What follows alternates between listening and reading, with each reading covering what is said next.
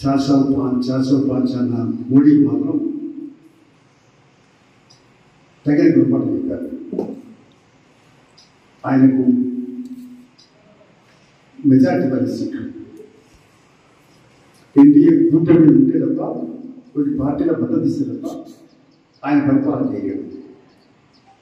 అంటే గత 10 ఏళ్ల పరిపాలన విచ్చలవిడిగా ఏకపక్షంగా నియంతృత్వంగా కార్పొరేషన్ల అనుకూల రైతుల కార్మికుల శ్రమజీవుల వ్యతిరేక ప్రభుత్వాన్ని నడిపారు.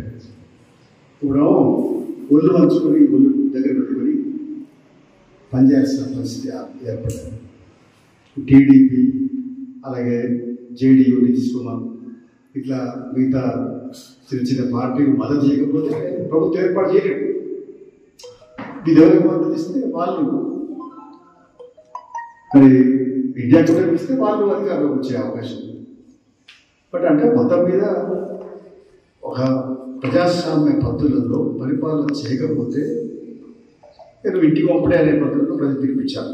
ఏకపక్ష నియంత్రణతో సాగదు అని చెప్పి తిరస్కరించారు నరేంద్ర మోడీ గత పాలన. ఇప్పుడు ఇండియా కూటమి వీళ్ళు కూడా సరే 52 ఉన్న కాంగ్రెస్కు 99 వచ్చినాయి. వీళ్ళు ప్రధాన ప్రతిపక్ష పాత్ర పోషించమని చెప్పారు ప్రజలు.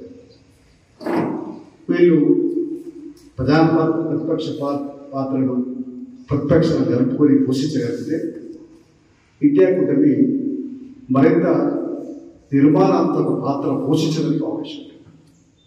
నిర్మాణాత్మక పాత్ర అంటే ప్రభుత్వం చేస్తున్నటువంటి తప్పులను ఎప్పటికప్పుడు నిలదీస్తూ నిరసిస్తూ ప్రజల పక్షాన గెలవిపుతూ కర్తవ్యాన్ని నెరవేర్చాలి. ప్రతిపక్ష బాధ్యత అది. ప్రతిపక్షం ఎప్పుడు ప్రజల పక్షంగా ఉండాలి. ప్రజా సమస్యల మీద నిలదీస్తూనే ఉండాలి. అప్పుడే ప్రజాస్వామ్యం పరిణమిల్లుతుంది. అంటే ప్రజాస్వామ్యం 3 పువ్వులు 6 కాయలుగా వెలుస్తుంది.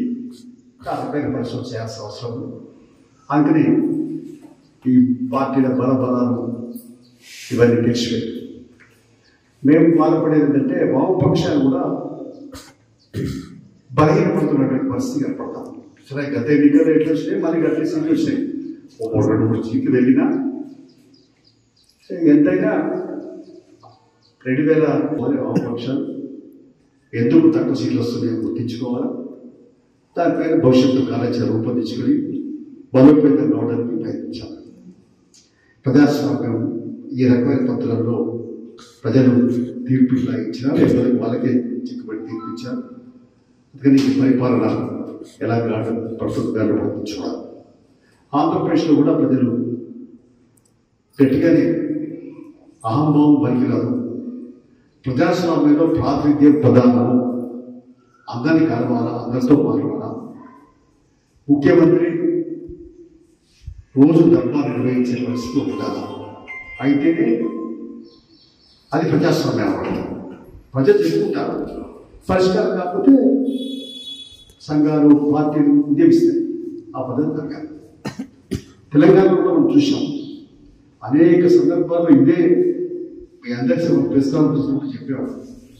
కేసీఆర్ నియంతృత్వ పోకడంతో వ్యక్తిగత మరి ఆలోచనతో పోతున్నాడు, అహంభావంతో పోతున్నాడు, దెబ్బతింటూ చెప్పాము.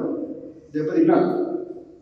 అది ఇవాళ కూడా రేవంత్ రెడ్డి ప్రభుత్వం కూడా మరి వైఎస్ రాజశేఖర్లాగా దర్బారు పెట్టి రోజు ఉదయం 1 గంట పాటు ప్రజలకు తెలవడం, తర్వాత ప్రజా సంఘాన్ని మరి ప్రాతినిధ్యం ఎమ్మెల్యేలు మాజీ ఎమ్మెల్యేలు ఎలా ఉంటే ప్రజాప్రాతినిధ్యం చేస్తానికి అవకాశం ఉండడం.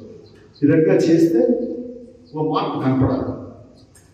రేవంత్ రెడ్డి ప్రభుత్వం పైన ప్రజలు ఆశ పెట్టుకున్నారు. మేధావులు, తెలంగాణ ఉద్యమకారులు అంతా పెట్టుకున్నారు. కాబట్టి సరే కొత్తగానే మన గతంలో అసెంబ్లీ అయింది. అసెంబ్లీ తర్వాత మధ్యలో కొంత పార్లమెంట్ ఎన్నికల గ్యాప్ 3-4 నెలలు పోయినా ఇప్పటి నుంచైనా అడుగులు పడాలి. చెప్పేది ఏంటంటే కేసీఆర్ ప్రభుత్వం ఏం చేసింది, సరే అప్పులు ఏం చేసింది, మేడిగడ్డ ఏంది, లేకుంటే విద్యుత్ ఏంది, ఫోన్ ట్యాపింగ్ ఏంది, ఇవన్నీ వివరాలు ఉన్నాయి. వీటిలో చట్టం దానిపైన చేసుకోవాలి. ఎక్కడ కూడా కక్ష సాధింపు పనికిరాదు.